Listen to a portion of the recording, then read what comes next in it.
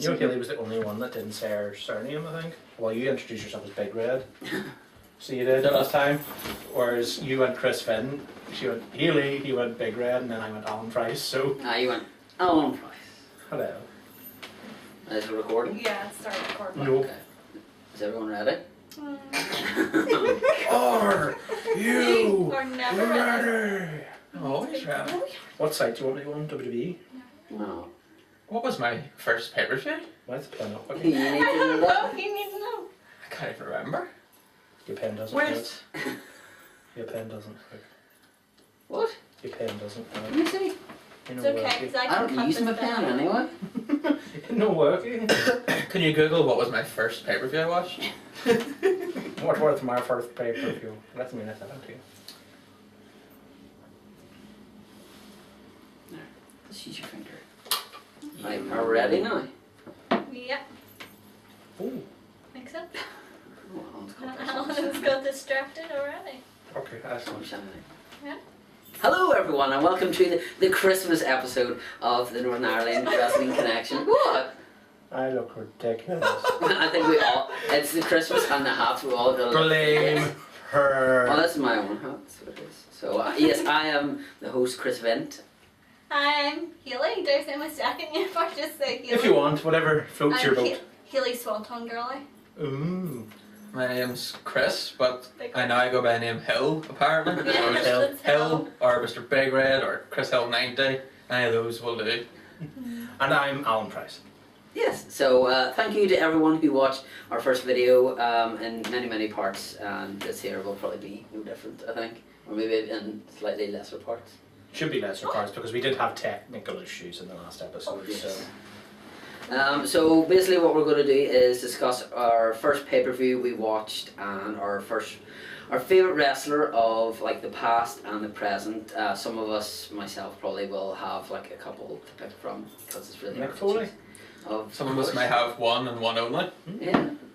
Ooh. I thought she was... On So- Diva Picks on Yeah, so we'll kick things off with Alan then. So Alan, what was your first pay-per-view that you watched? my first pay-per-view was WrestleMania 17. Now, I got into wrestling and mainly watched WCW, so I did come into the then WWF a bit later.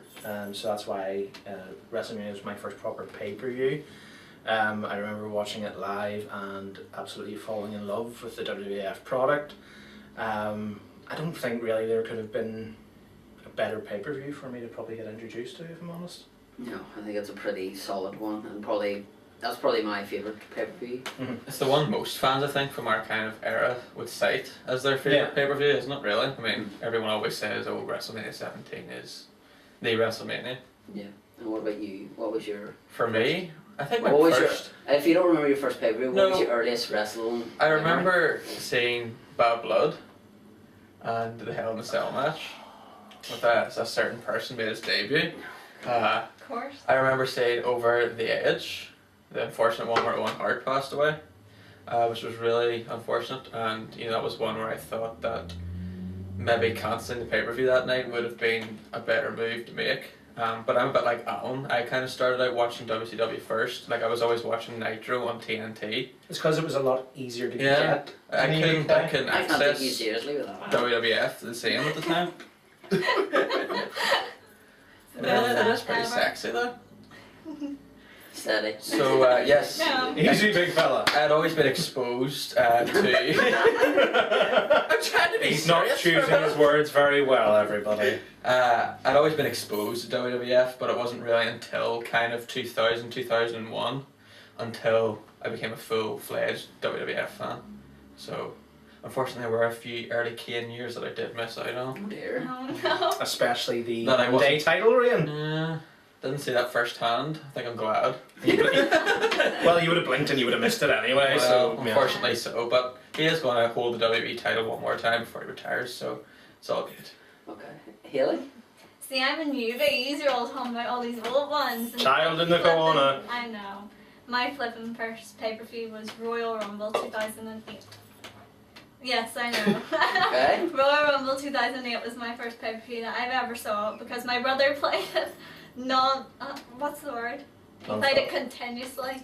Constantly. Yeah, constantly, continuously. That's the one where That was Maria's one. That was the first thing I Cena saw. come back, wasn't it? Yes. Unexpectedly, and he was meant to be out for months and months and months, but it only took like 2 months, and he was back and he won the Rumble. Yeah, the Bob's only Rumble. points I remember from that were the Maria segment with Santino about Playboy, about her posing for Playboy, and the Royal Rumble match when Piper went in and then Snuka came in and they Kane had like eliminated both. the big stare down, and I could just see like Sure.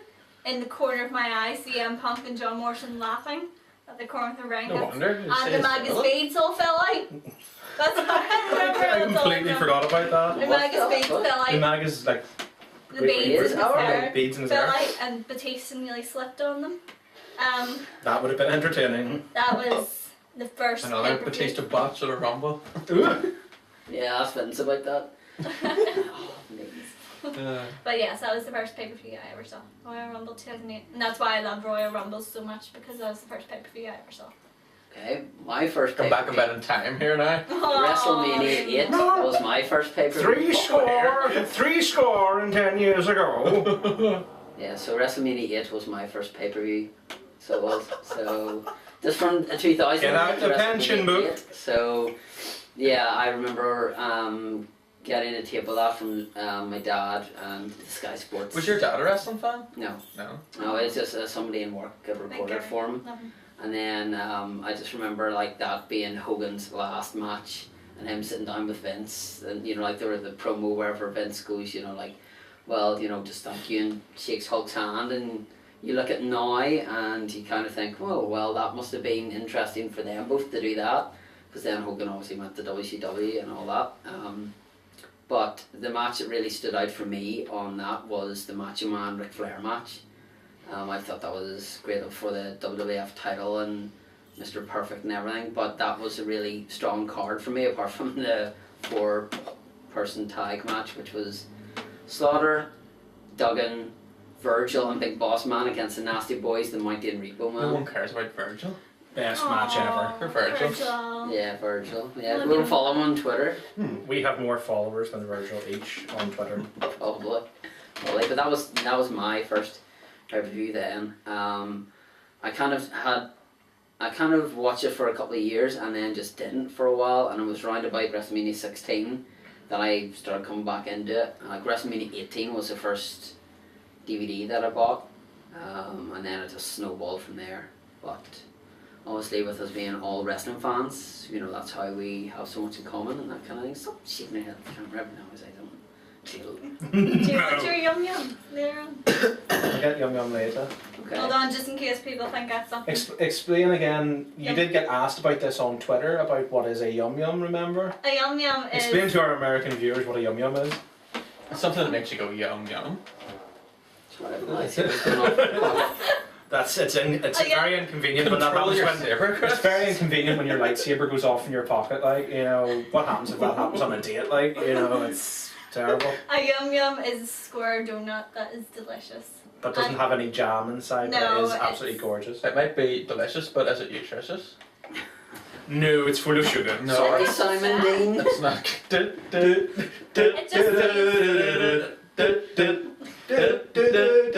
Okay, very just musical says- from the Simon System sisters there. Just says for information. Ask the We members endorse the to Simon yourself. system. Yeah. Just like me, just like Maven did. Right, so anyway, so Yes. we've discussed our first pay-per-view, so Just about. And we had our Yeah. musical interlude. yeah, so obviously WrestleMania 17 was probably the one that people gravitate to the most, and Bad Blood obviously for Kane. 2008, obviously the return of John Cena, and then WrestleMania And then Magus Beats falling out. Hogan's last match, and the return of the Ultimate Warrior. Look at him! As Bobby Heenan said numerous occasions. Yeah, and looked like he lost a lot of definition. So, were any of our top performers from the past or the present on our pay-per-view? So, Alan, who's your favourite past superstar and your Well, my current favorite. favourite? Well, when it comes to WrestleMania 17, a lot of people's past favourites could be on it, considering that had the gimmick Battle Royal. So one of your previous favourites, maybe not per se wrestler, would have been on the pay-per-view. Bobby the Brain Heenan and all was involved. Yeah. Personally, my favourite old school wrestler would have to be Roddy Piper. One of the best guys ever to be on the microphone. the guy that always continuously is brought up in conversation as to it would be interesting to see him and The Miz probably go for it in both their primes when it comes to in the ring, because Miz is kind of seen as the notorious sort of mic work guy at the minute. Mine Jericho's up there as well, but for me, Piper has to be my favourite old school guy, and is definitely a travesty that he never had the WWF title. But I think personally he said that, you know, it's not ever completely annoyed him. I think it's the same as Jake the Snake. It's never really bothered him that. No, it did bother You him. get some people though who are kind of above the title almost. Piper never made it. Piper never really needed There's it. always there's a phrase that some are better holders and some are better chasers. Yeah. Exactly. I mean, Like even an Undertaker type person, I think is a better chaser of the title. He's kind of above it. He's got his whole WrestleMania streak. Whereas Piper was always like the foil to Hogan sort of thing, you know. And he played that role better than anyone at the time. So you know that was So probably that's all your he favorite needed. past one. Past. Okay, we'll go round and then we'll do the past and then we'll do the present one. So he's your favorite. You can't pick Kane. You can either pick Kane in the past or the present. It has to be You one can't or do the other. both. And you can't pick Kane in different Think in the attires. sense of where you Well- think Kane has made his most impact. I was going to say, in terms of an old school person, Well, pick somebody who has retired from wrestling as your past. retired. Yes. Somebody who isn't active a wrestler anymore. You can't choose The Rock if you need to. The Rock has never been a favourite of mine. I was going to say for old school wrestler, even though he's still current, I was going to say Sting.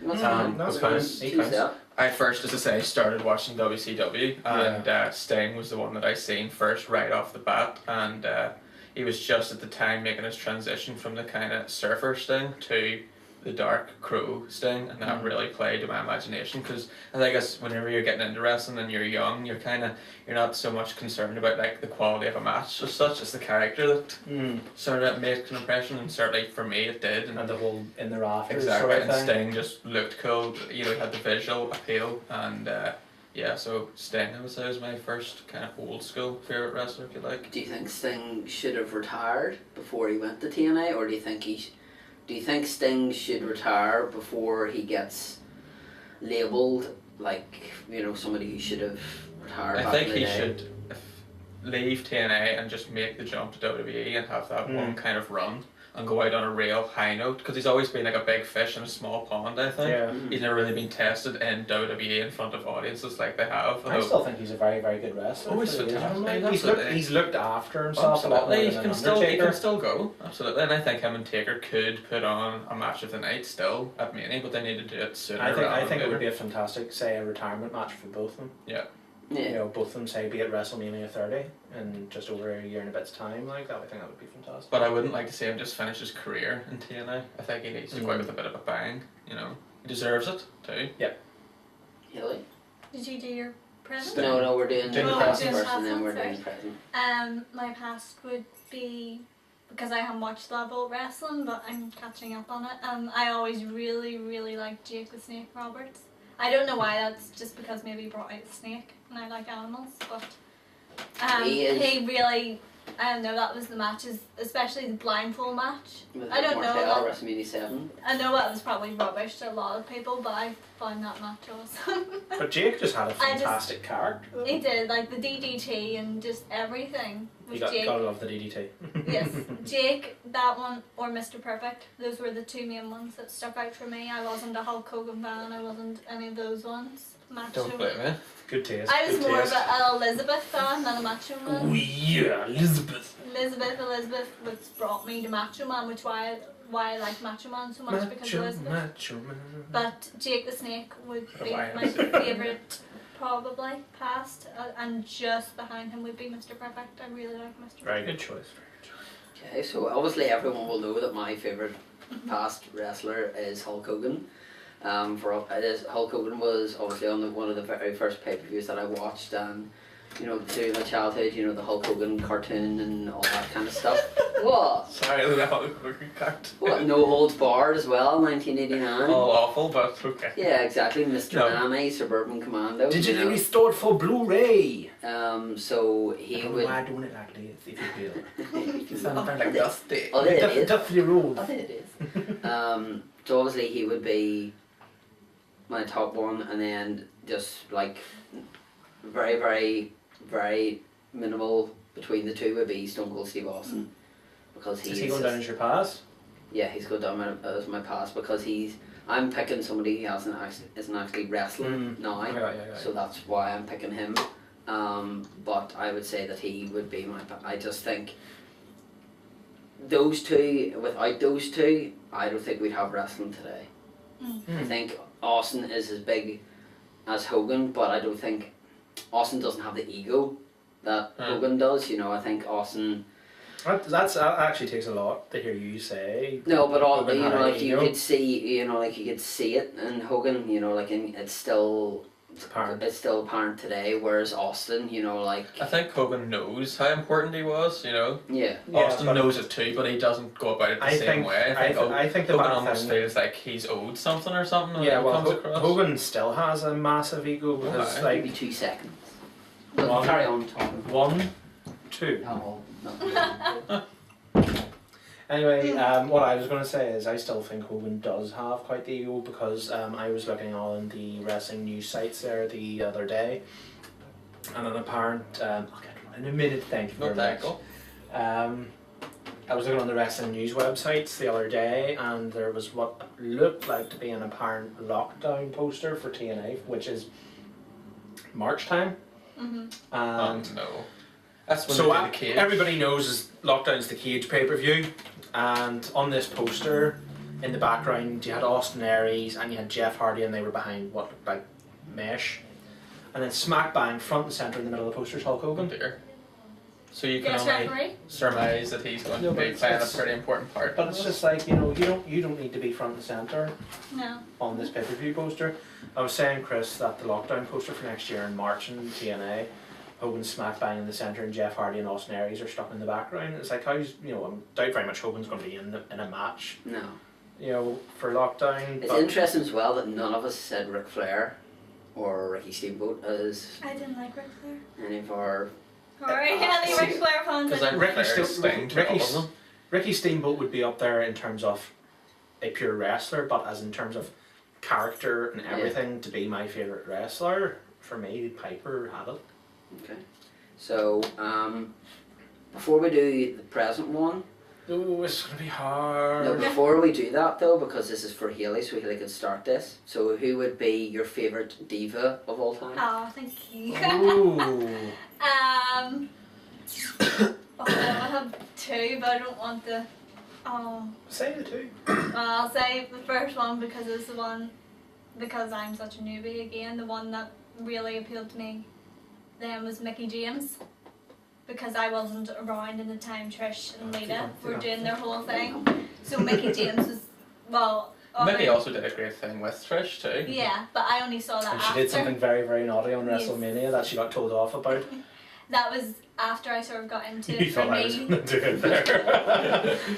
For me coming into it in 2008, Mickey was, well, Maria was the first diva I saw, but Mickey was the first one that appealed to me because she was small enough, she was petite enough and bouncy, and that was sort of what represented my personality, and I was like, that's great. And she sort of went against the bigger girls like Beth and everything, and then it was only after that I found out the Trish Stratus, and Trish Stratus would be one of my favourite divas of all time. But then, present day today, AJ. And that's my top 3, Mickey James, Trish and AJ. Because AJ's just me in a bubble somewhere that can actually wrestle. I think I'm going to go with the kind of cliched answers, but for me it's always a tie between Trish and Lita.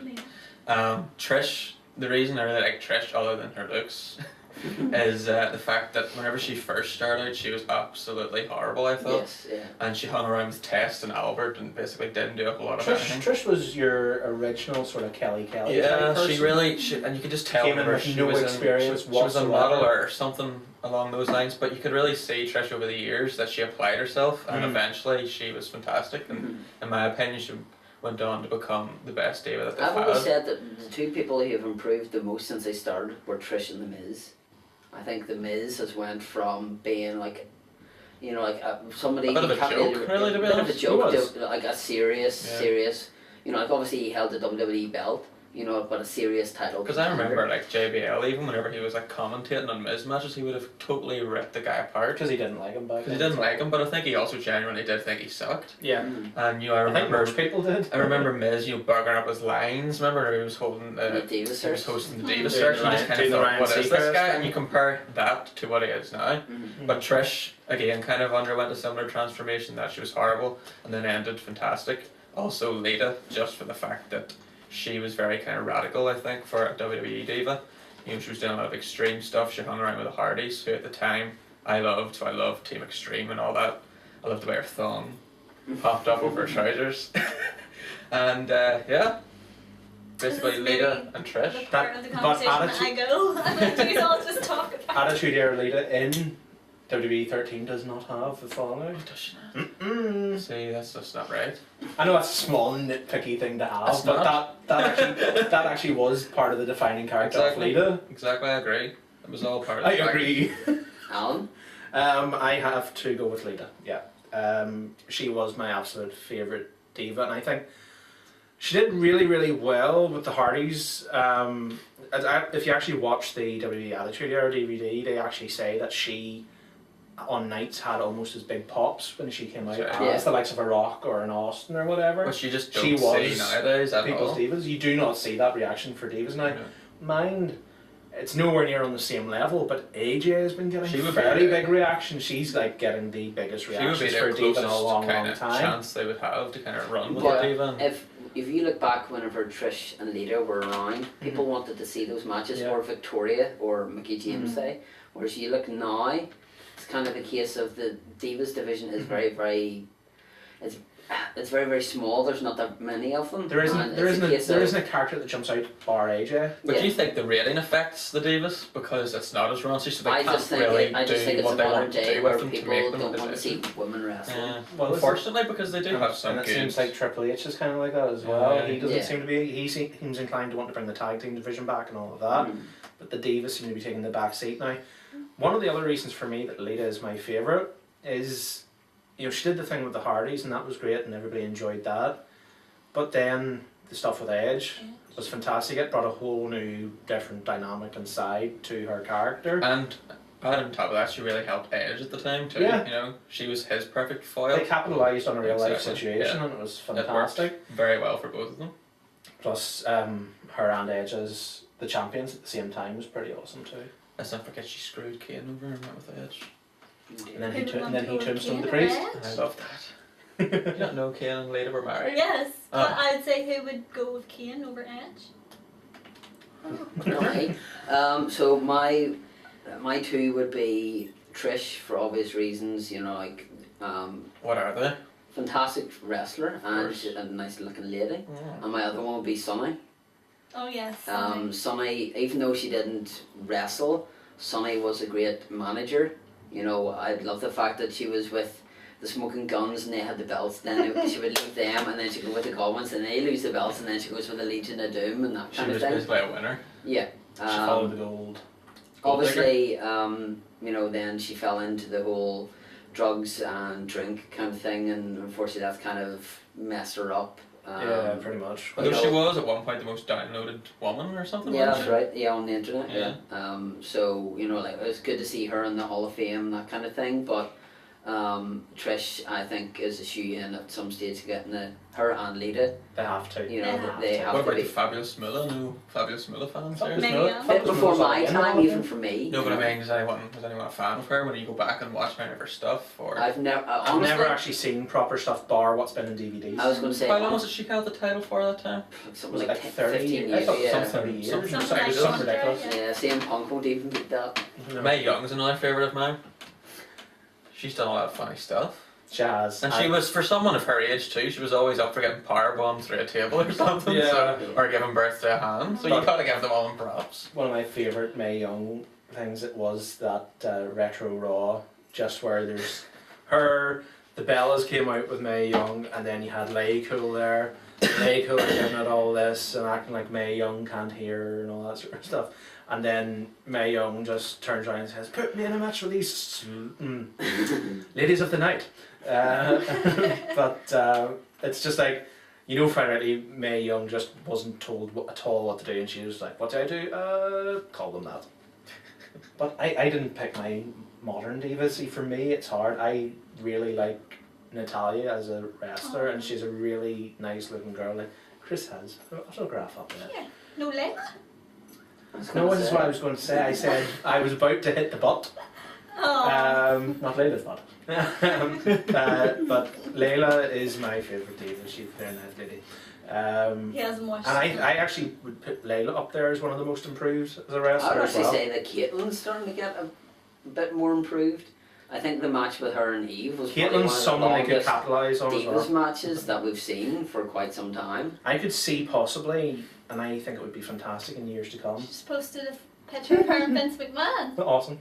I think Where? down the line it would Hello. be nice to see Caitlyn and AJ become the likes of Trish and Lita of this era. 'Cause Yeah. Well, they did I think start they off as both- tag team I partners, think they didn't they? both have. Chickbusters. I think they both have the potential to do it. Yeah. AJ's they do. on the way there because she has the character, whereas Caitlyn, I think for one they need to improve her music a bit, and then Yeah, her give music her is a very bit more boring. of a character, throw her in a good storyline, put her with somebody for a while, put her with. Do you know, think someone- those two would be capable of headlining a Raw at one point? Like Lita and Trish, wasn't, didn't they? Headline Raw at no. one It all point? depends. So, If, yeah. depends